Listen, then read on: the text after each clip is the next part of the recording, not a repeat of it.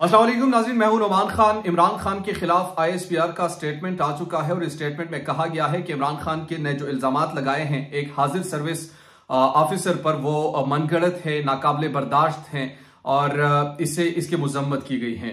इमरान खान ने जो इल्जामात लगाए थे एक हाजिर सर्विस ऑफिसर पर, उसमें यह कहा गया था, इमरान खान ने उनका नाम लिया था बाकायदा तौर पर और नाम लेकर उन्होंने कहा था कि ये अरशद शरीफ के मर्डर में और दीगर जो आजम सवाती की तशद्दुद में, शहबाज गिल वगैरह में, इन सब में वो मुलव्विस थे। अब 2 दिन बाद ISPR की जानिब से ये स्टेटमेंट आ चुका है और इस स्टेटमेंट में कहा गया है कि इमरान खान ने जो इर्रिस्पॉन्सिबल बेसलेस एलिगेशन लगाए हैं हमारे एक सीनियर मिलिट्री ऑफिसर पर विदाउट एनी एविडेंस, यानी बगैर सबूतों के इस तरह के इल्जामात लगाए हैं और ये जो फैब्रिकेटेड किस्म के एलिगेशंस है, इल्जामात है, वो एक्सट्रीमली अनफॉर्चुनेट है। फिर ये कहा गया है कि ये अनएक्सेप्टेबल है, ये किसी भी तौर पर काबिल कबूल नहीं है। This has been a constant pattern for the last 1 year। Military and intelligence agencies official are targeted with यानी 1 साल से वो टारगेट कर रहे हैं जो मिलिट्री और हमारे जो इंटेलिजेंस इदारे हैं कि इमरान खान इसको निशाना बना रहे हैं। अब ये इल्जाम जो लगाया था खासतौर पर इमरान खान ने, और उन्होंने पहली मर्तबा, पहले तो मुख्तलिफ किस्म के वो इल्जामात मुख्तलिफ नामों से दिए जाते रहे हैं, लेकिन इस मर्तबा उनने खुलकर नाम लिया और खुलकर उस शख्स का भी नाम लिया जो DGC हैं और ये कहा कि वो मुख्तलिफ चीजों में मुलव्विस है। इस प्रेस रिलीज पर जो कि ISPR ने जारी किया, इस पर पाकिस्तान तहरीक इंसाफ से मुख्तलिफ रद्दअमल सामने आ रहे हैं। फवाद चौधरी ने इस पर रद्दअमल दिया और कहा कि ISPR ने हैरान कुन प्रेस रिलीज जारी की है।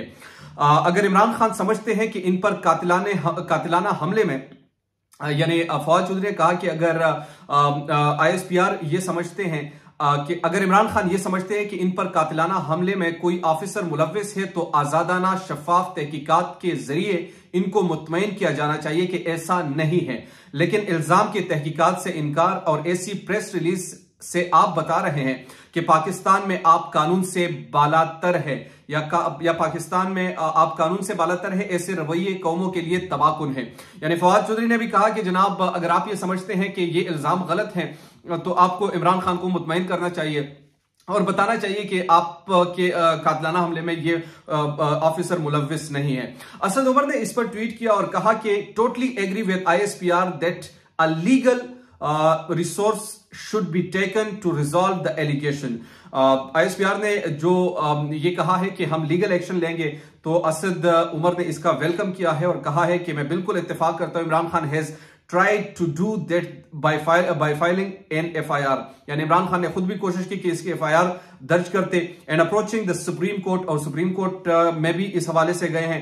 The institution supporting that legal recourse would be a very positive step forward. यानी ये जो इंस्टीट्यूशन ने कानूनी रास्ता अपनाने की बात की है, ये बात जो है ये काबिल सताइश है और काबिल सताइश ऐसे जो ISPR की जानिब से कहा गया है कि इसकी कानूनी चाराजोई की जाएगी, तो इसकी उन्होंने खैर मकदम की है, खासतौर पर असद उमर साहब ने और पाकिस्तान तहरीक इंसाफ। लेकिन दूसरी तरफ फवाद चौधरी ने यह कहा कि जनाब, ऐसे रवैये जो हैं वो कौमों के लिए तबाकुन हैं। अगर इमरान खान को किसी पर शक है तो ये शक दूर करने के लिए इमरान खान को मुतमईन किया जाना चाहिए। अब सवाल यहां पर यह है, 2 चीजें वाज़ेह तौर पर आपको बता दूं कि इमरान खान के खिलाफ अब गहरा तंग किया जाएगा और आपको ये बड़े आप यूं समझिए कि एक फास्ट प्रोसेस के जरिए से होगा। ये गिरफ्तारी कल भी अमल में लाई जा सकती है, ये गिरफ्तारी कुछ दिनों में भी हो सकती है। अभी कुछ जराए से खबरें आ रही हैं कि ग्रीन सिग्नल इमरान खान की गिरफ्तारी का दे दिया गया है कि इनको गिरफ्तार किया जाए।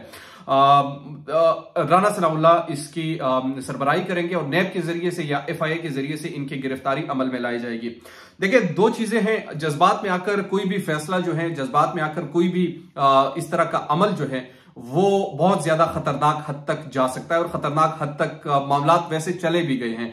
अब बहुत ही ज्यादा मुश्किल नजर आ रहा है कि ये मामलात वैसे सुधर जाएंगे। इतने हालात खराब हो चुके हैं कि ये कोई आम आदमी तस्वर भी नहीं कर सकता। यानी पाकिस्तान को हमने इस कदर गिरा दिया है सिर्फ चंद लोगों की तस्कीन के लिए, सिर्फ इन लोगों को इक्तदार में लाने के लिए जिनको चोर डाकू किसी और ने नहीं बल्कि उन्हीं लोगों ने बनाया था और हमारे माइंड्स में उनकी ये इमेज बनाई गई थी या पाकिस्तान के अवाम के माइंड में ये चीज बनाई गई थी।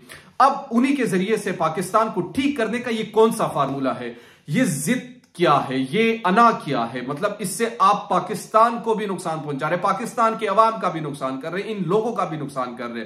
तो आखिर इस तमाम तर मसाइल का कोई हल भी तो होगा। इन तमाम तर मसाइल को हल करने के लिए कोई ऐसी राह भी होगी जिनसे हल किया जा सकता है। लेकिन अगर आप ये समझते हैं कि एक ताकत के जरिए से एक शख्स को हम गिरफ्तार कर लेंगे, लेकिन पाकिस्तान की अवाम जो है वो अल्टीमेट ताकत है, पाकिस्तान के अवाम जिसके साथ है वही ताकतवर होते। दीगर आपके पास वसाइल भी हो, आपके पास ब्यूरोक्रेसी आपके अंडर हो, सब कुछ आप कर सकते हैं, लेकिन जब अवामी ताकत आपके पास नहीं होगी तो आपकी ताकत मांद पड़ जाती है। उस ताकत में कोई पॉजिटिविटी नहीं होती, उस ताकत में कोई एम्बिशन नहीं होता, कोई जज्बा नहीं होता, कोई इमोशंस नहीं होते। वो ताकत सिर्फ और सिर्फ बदला लेने का, वो ताकत सिर्फ और सिर्फ दूसरे को गिराने का, वो ताकत सिर्फ और सिर्फ दूसरों को जलील करने का, लेकिन अल्टीमेट जो है वो सारी चीजें उन पर वापस जाती हैं। तो अगर कोई ये समझता है जो ताकत की पोजीशन पर है, जिसमें हुकूमत भी शामिल है, वुज़रा भी शामिल है, दीगर इदारे भी शामिल है, अगर वो ये समझते हैं कि हम इमरान खान को इस जरिए से काबू करेंगे, मेरे ख्याल में अब काबू करना बड़ा मुश्किल है। और मुश्किल क्यों है? दो चीजें हैं। एक तो उनके पास पब्लिक की अपनी ताकत मौजूद है, और जब अभी ह्यूमन राइट्स की एक रिपोर्ट में पढ़ रहा था, उस रिपोर्ट के मुताबिक इस वक्त पाकिस्तान में सबसे मकबूल तरीन लीडर वो है, और वो ये कह रहे हैं कि जिस तरीके से गैर कानूनी तौर पर ह्यूमन राइट्स की वायलेशन की जा रही है, यानी जो इंसानी हुकूक की खिलाफ वर्जियां की जा रही हैं, इस पर आलमी बरादरी की नजर भी है, और अब वो इस पर खामोश भी नहीं रह सकते। तो अब इंटरनेशनल जो इदारे हैं वो भी इस हवाले से आवाज उठाएंगे, उनको भी सब कुछ नजर आ रहा है कि पाकिस्तान में हो क्या रहा है। फिर अगर आप ये समझते हैं कि आप इस तरीके से जोर जबरदस्ती से दबाकर लीडर्स को इस तरीके से डिप्रेस करके लीडर को इस तरीके से आप खत्म कर देंगे, तो फिर पाकिस्तान ना तो तरक्की कर सकेगा, ना पाकिस्तान में रहने वाले खुशहाल जिंदगी बसर कर सकेंगे। फिर इस तरीके से इंटर्नशिप पर एक एक को हायर करते रहें, जब तक वो आपके फर्माबरदार बनकर चलते हैं उनको चलाने दीजिए। जैसे ही वो आपसे बगावत करते हैं तो फिर गद्दार उनको ठहराइए, फिर मार दीजिए, फिर खत्म कर दीजिए। और ये सर्कल 70 सालों से हम देख रहे हैं, मजीद 70 साल भी देखते रहेंगे।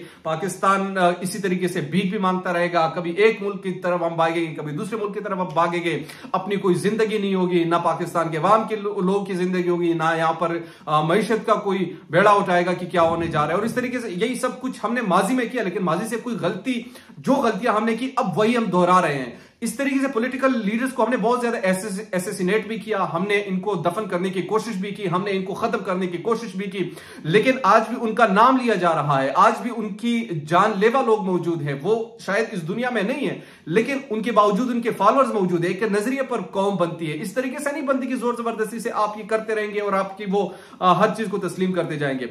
उदाहरण, अगर किसी का किसी पर शक है तो उसकी तहकीकात होनी चाहिए, एक लीगल तरीके से तमाम मामला चलने चाहिए। लेकिन अगर उसकी आड़ में आप ये समझते हैं, राना सनाउल्लाह अगर ये समझते हैं कि हम इनको गिरफ्तार करेंगे और आपके लिए कोई स्पेस छोड़ दी जा सकती है, तो याद रखिएगा इस तरफ मुझे ये लग रहा है कि अगर कुछ ना कुछ भी खुदा ना खास्ता अगर ऐसा हो जाता है जज्बात में, तो फिर मामलात जो है वो पब्लिक के हाथों में भी नहीं रहेंगे। और ऐसे ऐसे जुनूनी लोग इसमें मौजूद है कि मैं आपको बता नहीं सकता कि वो क्या करेंगे। अभी सिर्फ आप तसव्वुर कीजिए कि वो होगा जो पहले आपने नहीं देखा होगा। दीजिए नौमान खान को इजाजत। अल्लाह निगहबान।